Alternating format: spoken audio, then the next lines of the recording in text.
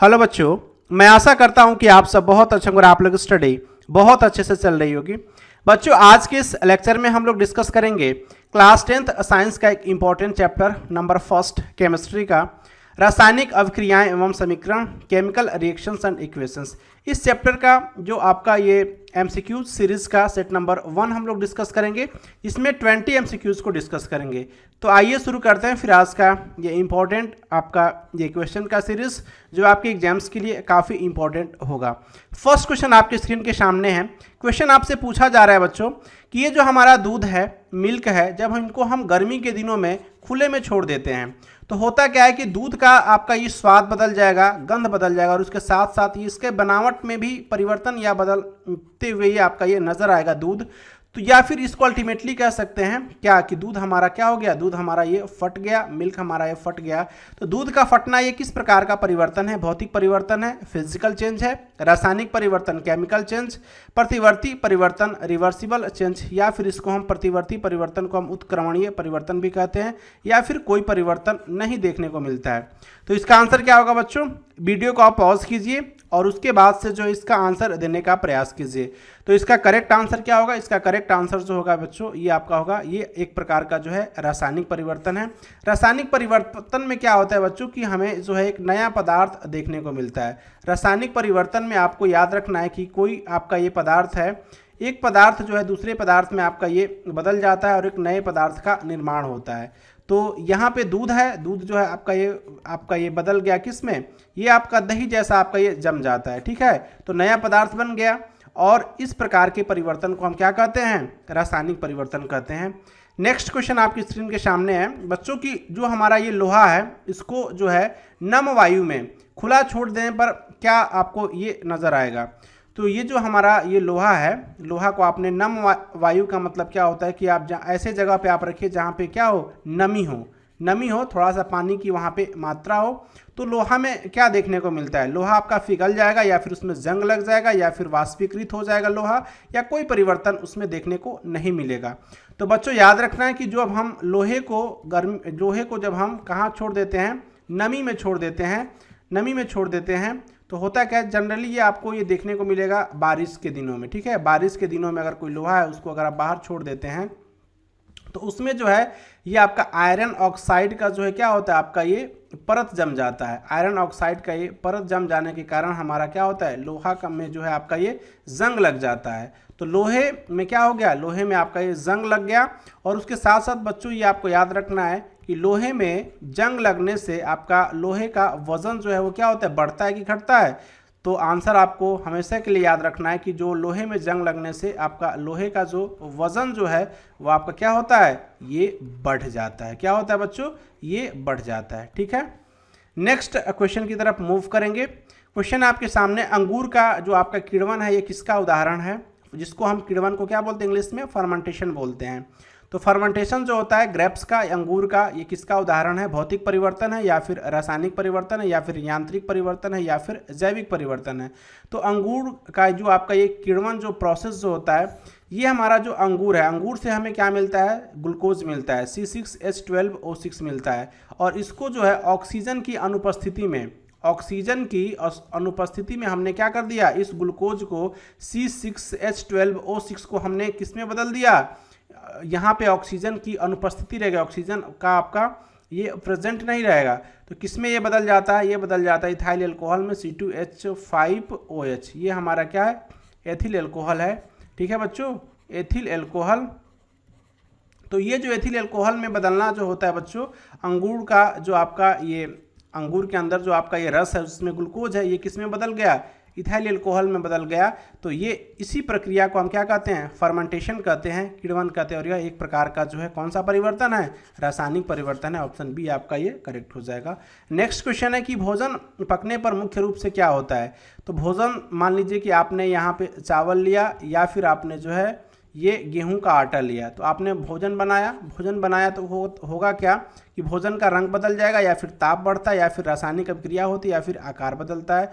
तो बच्चों याद रखना है कि भोजन जो आपका ये चावल है, चावल से आपका ये आपने कोई व्यंजन बनाया इसमें, तो इसका जो है आपका इसमें जो है क्या देखने को मिलेगा? चावल को आपने जो है वो बॉयल कर दिया, वाटर में, पानी में बॉयल कर दिया, तो आपका ये भोजन तैयार हो गया।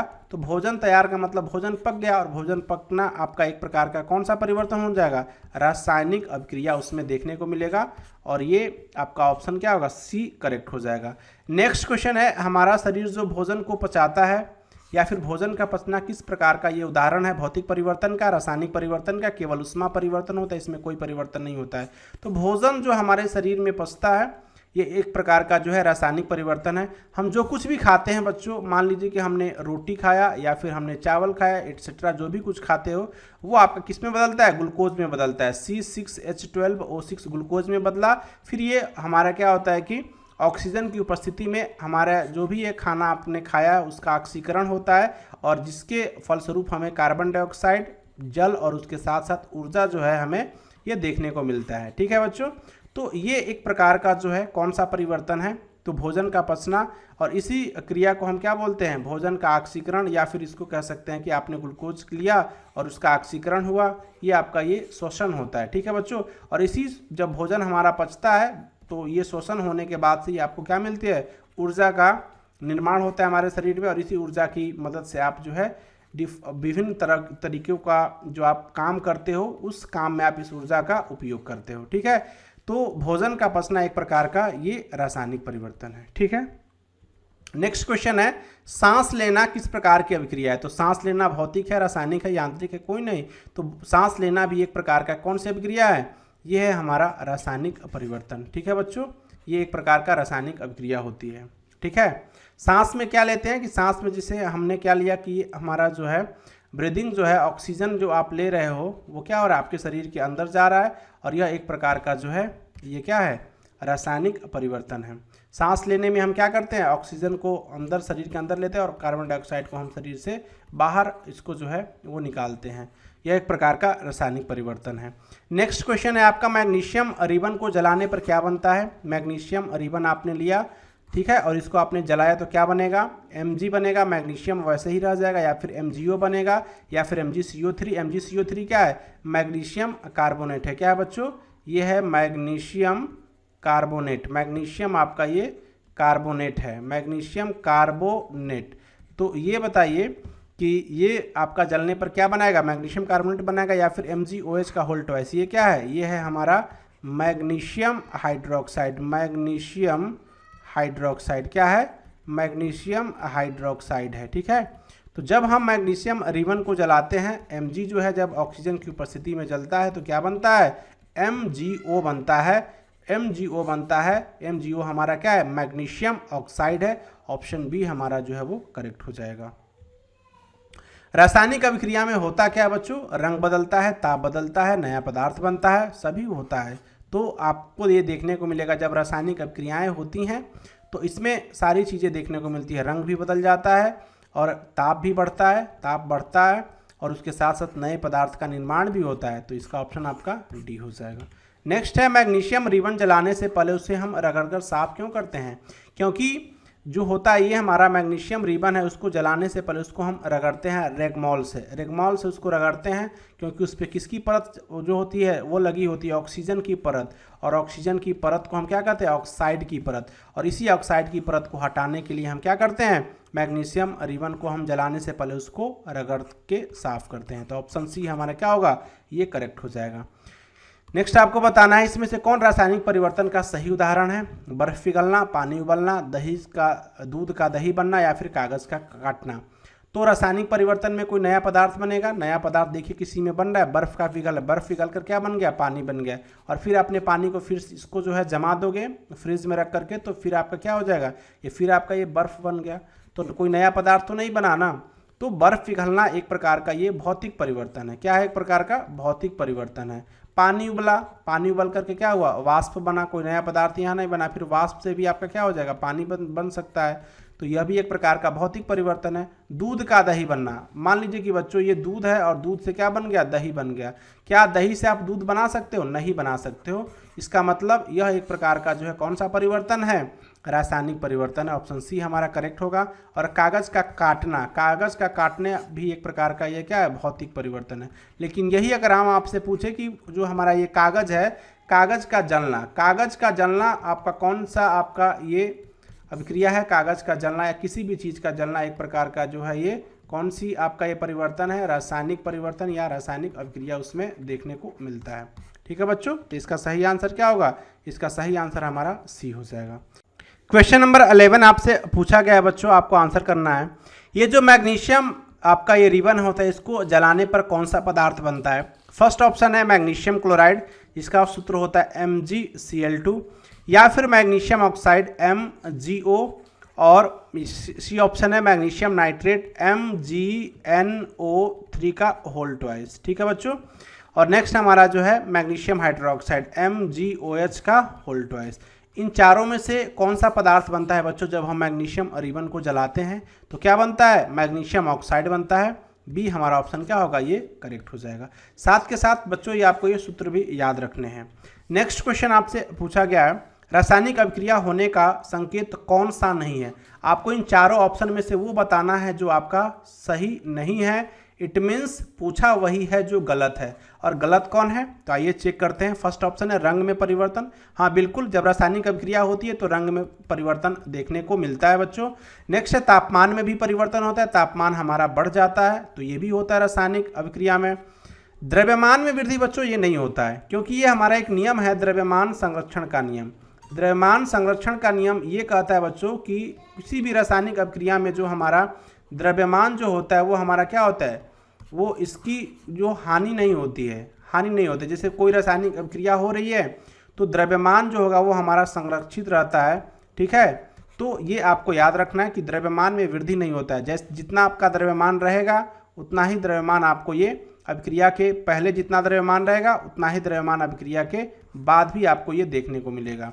तो ये वाला पॉइंट नहीं होता, द्रव्यमान में वृद्धि नहीं होगा। तो इसमें आपका सही आंसर क्या होगा? सी, क्योंकि पूछा वही है जो गलत है, और गलत इसमें से ऑप्शन सी है। गैस का उत्सर्जन भी हमें देखने को मिलता है। ठीक है, तो इसका आंसर क्या होगा? सी हो जाएगा।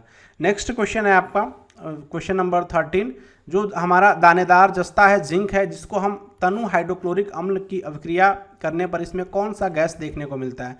ये हमारा जिंक है। जिंक एक धातु है, मेटल है। जब ये आपका रिएक्ट करता है किसके साथ? अम्ल के साथ, HCl हाइड्रोक्लोरिक अम्ल है। क्या बनाता है बच्चों?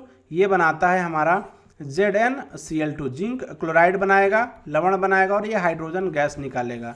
ठीक है, तो ये हाइड्रोजन गैस जो निकलता है ये आपको ये देखने को मिलेगा। तो इसका सही आंसर क्या होगा? ऑप्शन सी होगा, हाइड्रोजन गैस देखने को मिलता है। नेक्स्ट क्वेश्चन आपसे पूछा गया है, जब रासायनिक अभिक्रिया में जिन पदार्थों से अभिक्रिया शुरू होती है उसे हम क्या कहते हैं? उत्पाद कहते हैं, या फिर अभिकारक रिएक्टेंट्स कहते हैं, अवक्षेप प्रेसिपिटेट कहते हैं, या फिर उत्प्रेरक कैटलिस्ट कहते हैं। तो याद रखिए, जो ऐसे पदार्थ जो हमारे रासायनिक अभिक्रिया को शुरू करते हैं वैसे पदार्थ को हम क्या कहते हैं? अभिकारक कहते हैं, रिएक्टेंट्स कहते हैं। और जो चीज़ बन, जैसे मान लीजिए कि आपने दूध दही जम बनाना है, आप क्या बनाना है? दही। वो ये आपका ये इम्पॉर्टेंट एग्जाम्पल आप इसको समझने के लिए यूज कर सकते हैं। दूध है तो दूध से आपने क्या बनाया? आपने दही बनाया। तो ये जो हमारा दूध है वो क्या है? रासायनिक अभिक्रिया स्टार्ट कर रहा है, शुरू हो रहा है, तो दूध हमारा उसके लिए क्या हो जाएगा? ये हमारा अभिकारक हो जाएगा। और जो हमारा बन गया, बन क्या है? वो हमारा दही है, तो ये हमारा उत्पाद हो जाएगा। या फिर इसको हम ऐसे भी समझ सकते हैं कि कोई आपने लिया कोई अम्ल, जैसे मान लीजिए कि आपने लिया HCl और आपने कोई लिया क्षार NaOH, और क्या बना दिया आपने? बना दिया आपने लवण NaCl प्लस H2O, ये जल बना दिया। तो ये जो आप पॉइंट देख रहे हो बच्चों, ये हमारा क्या है? ये हमारा कहलाएगा अभिक्रिया को शुरू कर रहा है, तो ये अभिकारक कहलाएगा। और जो बन गया वो हमारा क्या कहलाएगा? वो हमारा उत्पाद कहलाएगा। ठीक है, तो ये आपका आंसर क्या होगा? ये ऑप्शन हमारा ये बी करेक्ट हो जाएगा। और ये अवक्षेप क्या होते हैं? जब रासायनिक अभिक्रिया आपका कंप्लीट होता है तो उसमें कुछ आपके जो हैं, जो आपके जो टेस्ट ट्यूब होंगे उसमें कुछ आपके अवक्षेप बच जाते हैं, जो आपके थक्का जैसे आपको ये पेदी में आपके नज़र आएंगे। ठीक है, तो इस प्रकार के जो आपके बच जाएंगे उसको हम क्या कहते हैं? अवक्षेप कहते हैं, प्रेसिपिटेट कहते हैं। और कैटालिस्ट क्या होते हैं? जो आपके रासायनिक अभिक्रिया के स्पीड को बढ़ा देंगे। जो रासायनिक अभिक्रिया जो मान लीजिए कि जो रासायनिक अभिक्रिया जो 2 घंटे में कंप्लीट होती थी, हो सकता है कि आपने उत्प्रेरक उसमें मिक्स कर दिया तो बहुत जल्दी वो रासायनिक अभिक्रिया आपका क्या हो जाएगा? कंप्लीट हो जाएगा। तो अभिक्रिया के वेग को बढ़ाने का काम करता है ये हमारा कैटालिस्ट, उत्प्रेरक। तो इसका सही आंसर आपको बताना था, तो क्या हो जाएगा, इसका सही आंसर आपका ये बी हो जाएगा। नेक्स्ट क्वेश्चन आपके सामने है, मैग्नीशियम और ऑक्सीजन जब आपस में क्रिया करते हैं तो क्या बनाते हैं, मैग्नीशियम ऑक्साइड बनाते हैं। तो यह इसमें जो है आपको बताना है कि ये जो हमारा मैग्नीशियम ऑक्साइड क्या है। तो मैग्नीशियम ऑक्साइड जो है यहाँ पे देखिए Mg+O2 क्रिया किया, क्या बना दिया, MgO बना दिया मैग्नीशियम ऑक्साइड। तो मैग्नीशियम ऑक्साइड इसमें क्या अभिकारक है, उत्प्रेरक है, उत्पाद है या फिर अवरोधक है। तो याद रखिए ये हमारा क्या बन के आया, लास्ट में जो बनता है अभिक्रिया के बाद से वो उसे हम कहते हैं उत्पाद। तो इसका आंसर क्या होगा, सी हमारा वो करेक्ट हो जाएगा। रासायनिक अभिक्रिया का सबसे सरल निरूपण क्या कहलाता है, फॉर्मूला, इक्वेशन, समीकरण, नियम या फिर चार्ट। तो जो भी रासायनिक अभिक्रिया को जिसको हम क्या करते हैं, रिप्रेजेंट करते हैं, सिंपलेस्ट रिप्रेजेंटेशन उसको हम कहते हैं केमिकल इक्वेशन, रासायनिक समीकरण। ऑप्शन बी हमारा वो करेक्ट हो जाएगा। रंग में परिवर्तन किसका संकेत है, जब रंग में परिवर्तन हो रहा है इट मीन्स वो उसमें भौतिक परिवर्तन हो रहा है, रासायनिक अभिक्रिया हो रही है, गलन हो रहा है या फिर जो है आपका वाष्पीकरण हो रहा है। रंग में परिवर्तन अगर किसी भी चीज़ में देखने को मिला इट मीन्स वहाँ पे क्या हो रहा है, केमिकल रिएक्शंस, रासायनिक अभिक्रिया हो रहा है। ऑप्शन बी हमारा वो करेक्ट हो जाएगा। 80 नंबर क्वेश्चन, हाइड्रोजन गैस की पहचान किससे की जाती है। जब आपका हाइड्रोजन गैस की पहचान करना है बच्चों, तो यहाँ से जो आपकी गैस निकलेगी, यहाँ पे आप माचिस की तिल्ली अगर ले जाओगे ना तो ये आपका पॉप साउंड देगा। कौन सा साउंड देगा, पॉप साउंड। तो पॉप साउंड से आपको ये पता चल जाएगा कि ये हमारा कौन सा गैस है, ये हमारा जो है ये हाइड्रोजन गैस है। तो जलती तिल्ली से आप क्या कर सकते हो, हाइड्रोजन गैस की पहचान कर सकते हो। ठीक है, ये आपको याद रखना है। लिटमस पत्र जो होता है बच्चों, ये लिटमस पेपर जो होता है, किससे इसको बनाया जाता है, लिटमस जो होता है ये एक प्रकार का ये जिससे हम अम्ल और क्षार की पहचान करते हैं, इंडिकेटर के सूचक के तरीके से ये आपका ये यूज होता है लिटमस पेपर। तो लिटमस पेपर जो होता है वो लाइकेन नाम के आपका एक प्लांट है, उससे ये प्राप्त किया जाता है, क्या, लिटमस पत्र। ठीक है, गैस का उत्सर्जन किस प्रकार का संकेत है, भौतिक परिवर्तन, रासायनिक परिवर्तन या दोनों या इसमें से कोई नहीं। तो गैस जहाँ पे निकल रहा है इसका मतलब वो कौन सा आपका ये परिवर्तन देखने को मिलेगा, उसमें देखने को मिलेगा रासायनिक परिवर्तन। बी आपका ये करेक्ट हो जाएगा। नेक्स्ट और ये लास्ट क्वेश्चन है इस पर्टिकुलर सेट का, निम्न में से आपको बताना है कौन सा कथन सही है। यहाँ पे 4 ऑप्शन है, इसमें से कोई एक कथन आपका सही है। रासायनिक अभिक्रिया में कोई नया पदार्थ नहीं बनता, ये गलत है, नया पदार्थ तो बनता ही है, रासायनिक अभिक्रिया होगा नया पदार्थ बनेगा, यहाँ पे पूछा है नहीं, तो ये आपका गलत है। रासायनिक अभिक्रिया में ऊर्जा हमेशा निकलती, नहीं हमेशा नहीं निकलती, कभी कभी हमें ऊर्जा बाहर से देनी भी पड़ती है रासायनिक अभिक्रिया में।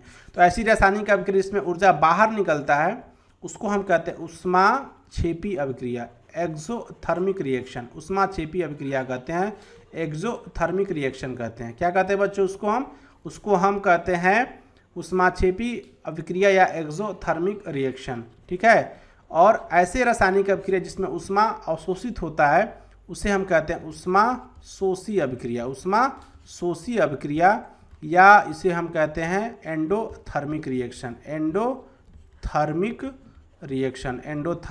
रिएक्शन।